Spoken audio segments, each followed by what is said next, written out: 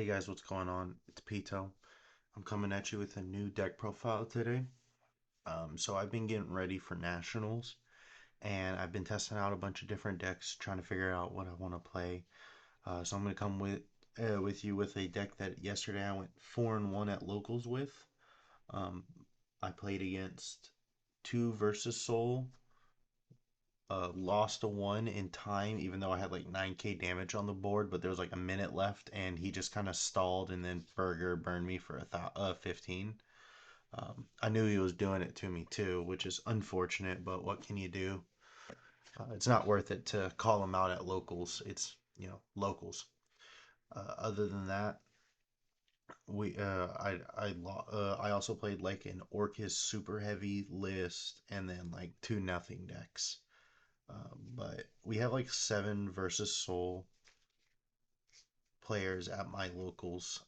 And the reason why, like, we have a bunch of people, but we never play out top cut, so hence why we only played 5 rounds.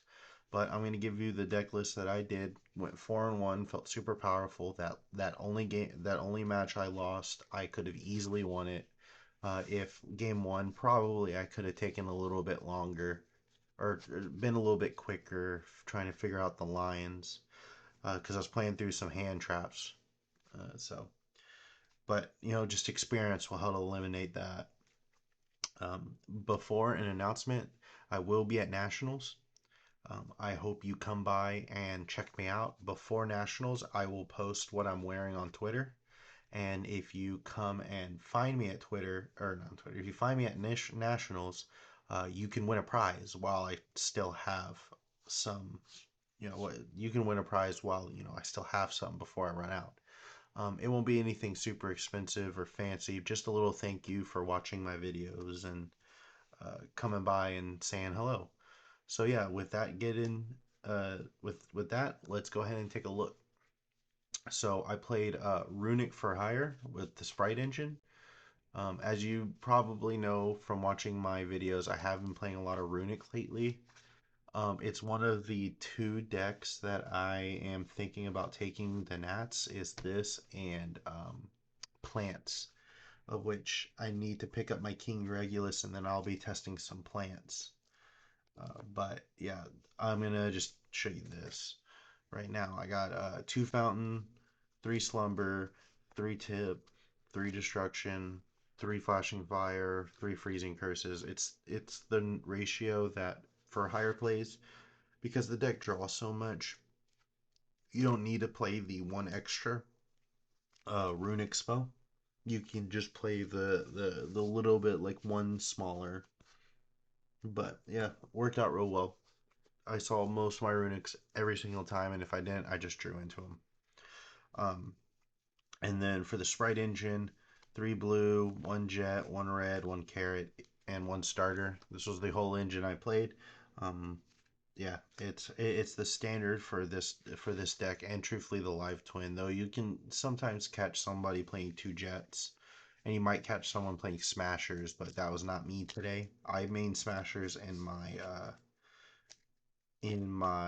live twin version of the deck, but not in this one. But yeah, that's that. And then the fur engine higher, three Rex, one Raphael, one Beat, one Dampa, and one rookie for hire. You don't play the Monster Reborn; it almost never comes up. I am gonna be trying the Wind one when it comes into the mail. It's just not in yet, and no one at my locals had it. Just trying to find this beat, I had to go through like so much bulk just to find the one beat. So yeah, I'm not searching for the wind one. So it's in the mail, and I'm gonna try one wind one. Though I have a feeling it probably won't make it into the final list. But yeah, it's pretty good. I wish they'd put Rex at 5 because I actually run out of Rexes a lot. So hashtag put Rex at 5. And then the rest were just three fossil dig. I'd side one fossil dig out, um, going second sometimes. And then the deck plate has 6 slots for non-engine, and I played 3 ash and 3 evenly match. This is where you're going to start seeing a lot of people change. Like the 3 evenly match is pretty normal, And then this slot is really player preference. Some people play Dark Ruler. The guy who, one of the guys who just topped the one of the nationals was playing Ash, not Dark Ruler. And so I was like, you know what? Let me give Ash a try. I literally just copied him. It was pretty all right. It came up a couple times today. I didn't. I opened it against my opponent. What? They're going first. I really don't like evenly matched. Everybody says it's insane, which is why it's still in the deck, and it is insane. But very rarely do I need it turn 0. And so it just ends up being like a ditch card in my hand. Sometimes I wish it was something else. Um, but I don't know. I don't know if I'm gonna cut it yet. I need to do a lot more testing. That's gonna be once I like am settled on plants or this deck. I'm gonna hopefully just sit down and test all the non-engine, like just keep doing main deck testing to test like what are the correct 6 cards. Um, but yeah, more times than not, I used evenly match on my opponent's turn when they attacked, cleared my field, and then I'd evenly match and then try to kill them on the clapback. So yeah, um, we'll get into the extra deck. So my extra deck's a little different, and my extra insights are you're going to see like my list kind of start taking a different direction than some of the other ones. So I played the 2 Hugin, 1 dog. Yeah, it's pretty standard. I didn't play the level 3. Every time I play him, he never comes up other than another runic name. But the other runic name doesn't really come up for me, but the other stuff does. So um, I just wanted the slot. 2 Fogo. The second one comes up, I would probably say every other match. Double Donner. The second one comes up every game. The third one comes up sometimes. If you have the spot, you can put a third one in and you won't regret it. And then for the IP engine, I played 1 IP, 1 unicorn, and 1 ignorant white lady. She's I wanted an out to towers, so I put her in, and I IP'd away a Fenrir. Like, so I had a field of stuff, and I knew exactly what his hand was. So I went IP make Fenrir, and then it pretty much cleared my board, but I had enough stuff in my hand that I was able to just rebuild it the next turn, and I knew I'd be able to. So I wanted to remove the Fenrir without giving up my battle phase the next turn, um, and then eh, eh, but unfortunately he was unfortunately this was the game that he stalled until time and burnt me because my final board was this. Um, and then I had I had taken the 3,000 attack dragon that was the versus. I had that on my field, and then I had another card in here on my field. And I'll show you here in a second. And I was just waiting for him to pass the turn over to me so I could attack in for 9K and win the game. But he just kind of dragged the game out and won in time. And then this was the last link. So Unchained Abomination, I actually really like in the deck. Uh, you may be asking, why aren't you playing Tryhard? And the answer is because no one at my locals has one, and like 4 people are looking for it because everyone's hopping on to Mana DM for some reason. Um, so I had to order one. It's coming. Hopefully, it's here this week. But for now, I was like, let me try the Unchained Abomination. It's really good in the Live Twin version, so why can't it be good here? And I was correct. Like, it's been very good. I'll IP, make it, and then use my Runick spell to pop something, and then this will pop something, and then on the end phase pop something. So yeah, it just feels good to pop 3 things off 1 card. Um, there's been multiple times where I've had like this and Fulgo on the field, and and then I revived the uh, Fur Hire, pop something, chain link 1 to draw 3, chain link 2 to pop something, so you chain block that thing. So yeah, it's worked out really well for me, but it might just be one more. Honestly, I have to test that. And then my two Xyz monsters I played was Gigantic Knight and Mannequin Cat. I don't have that other rank 2 that other people like, the Negation guy. Uh, but Mannequin Cat comes up in this deck. The one time I made her, she got Ghost Ogred, which is annoying. Um, but yeah, it was against the super heavy guy.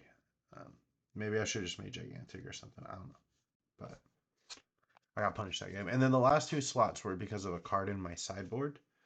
Um, it was Mud Dragon and Garua, so I am playing Super Poly in the side. Yeah, I gave out the big secret of what all the Fur Hire players are doing. Oh no, if you all you need to do to figure it out was go on DB rated and you would have seen them all side Super Poly. So yeah, they're citing Super Poly because this deck's biggest weakness is decks that put up a bunch of monsters that you can't really like a bunch of negates, those big combo decks, and we can't really do much to those without like even if you play like evenly matched or dark ruler, like they can still like stop you from doing anything because you just don't play like interactions in the main deck other than like board breakers. So I wanted to have some way to remove something like Apollosa Baron, so Mud Dragon, and then I wanted a card that was both good and good going first and second. So I thought that Super Poly was definitely that card. Um, in a perfect world, we'd be playing Droplet, but one, I don't have Droplet, but I could buy it. But the problem is Kashtira is still everywhere, and that card is dog shit against Kashtira, and so is this. But I don't feel like I'm wasting a spot with this.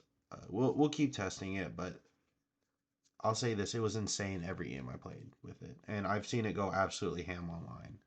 So don't listen to the tier list where they say this is dog shit. Like it's not main deck material, but like if you got the space, play it, bro. It's so good. Like I said, Appaloosa Baron is a target for Mud Dragon. And then other than that, my other spicy tech, this is going first, is Shared Ride. You've probably heard that this card's been going up, and that's because this card is probably a mandatory side for Runick. Because you can draw into, like, if you're playing either a bunch of hand traps or you're playing Runick, you should probably be siding this card for the Runick Mirror or Super Heavy or any deck that, sorry, I just woke up from a nap. But any of those decks that search a lot, this card will let you get into, will just keep letting you draw and you cannot resource your opponent. It's like as good as Max C against some decks. And I brought it in a couple times. So I brought it in against Versus Soul because it also had when they go from graveyard to hand, it also draws for that. So when they go normal summon activate, like say they don't activate the search, they just make rock activate to add from the graveyard. You can chain Shared Ride and you'll draw off of it. So yeah, this card is insane. And then I played 2 Ghost Bell for Labyrinth, for the Mirror, for just random bullshit. This card's really good right now. There's a lot of stuff it hits, uh, and I'm really terrified of the Mirror. So not so much the Fur Hire Mirror, but I don't know. Why am I doing this upside down? I think I still am used to having my camera the other way. Um, I rotated my camera if you didn't notice, but yeah, Ghost Bell just hits a lot of like random stuff in the format, and some decks it's the difference between them full comboing you and just being able to put up a mediocre board. And if they put up a mediocre board, you're probably winning that game. So yeah, you should, if you're not playing Ghost Battle this format, then so like some people play Bestials, but if you don't have Bestials or you don't want to play Bestials, uh, 3 Ghost Spell, or sorry, 2 Ghost Spell, 3 Ash is like a very good replacement. Uh, since they hit a lot of the same stuff.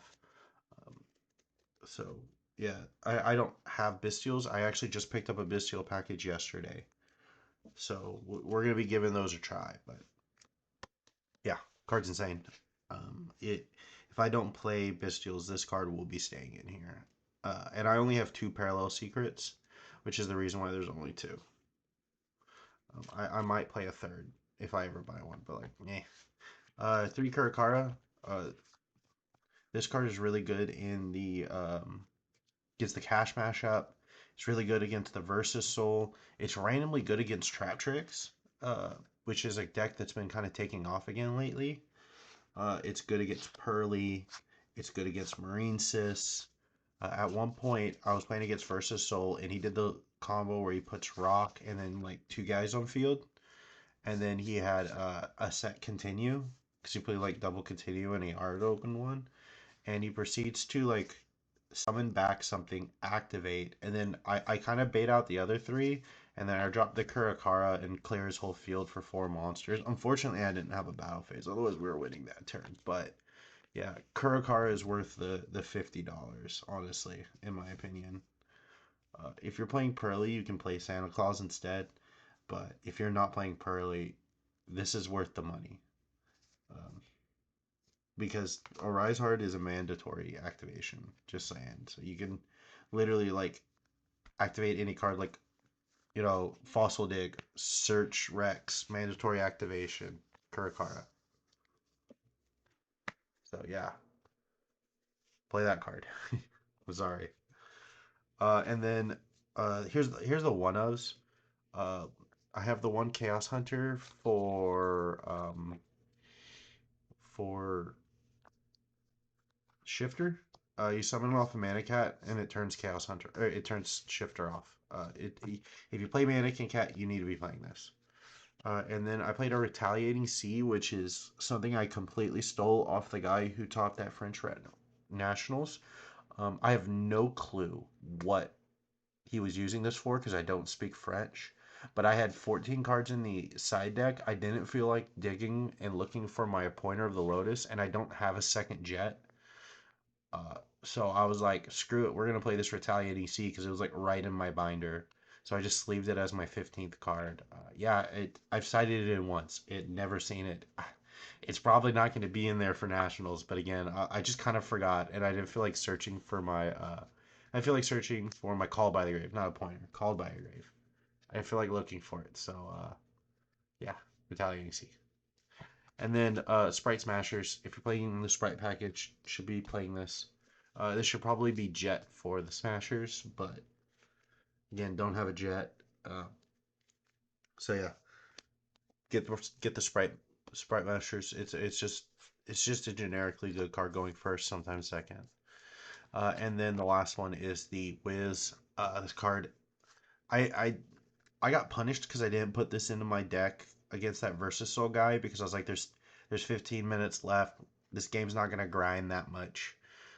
So I didn't put her in, and that was a mistake. And so I made sure I put her in against my second Versus Soul matchup. And yeah, I ended up just looping her like two turns in a row, going up to like 10,000 life points and winning the game in time. So yeah, you got to play her, and then I actually bring her in. I will actually bring her in against back row decks like spell and trap decks. Like I played a trap tricks player and I brought it in the other day because this is my second locals playing this. I brought it in against trap tricks, and because she can negate spells and traps by pitching any of the for hire cards. So what I would try to do is keep a keep Rex in hand, and then when they go to activate, like at one point he went like evenly matched, and I was like whiz negate, and yeah, so card's good. Yeah, I like Wiz, but she's staying in the side. Yeah, that's the deck profile. 40 main, 15 side, 15 extra. Um, as normal, if you got any questions, drop it in the chat or the comments. I will get to them as fast as possible. Thank you for watching. Don't forget to like and subscribe. And again, come find me, add me on Twitter. I'll put a link in the description. And at Nats, if you find me at Nats, you can win something. Have a good day.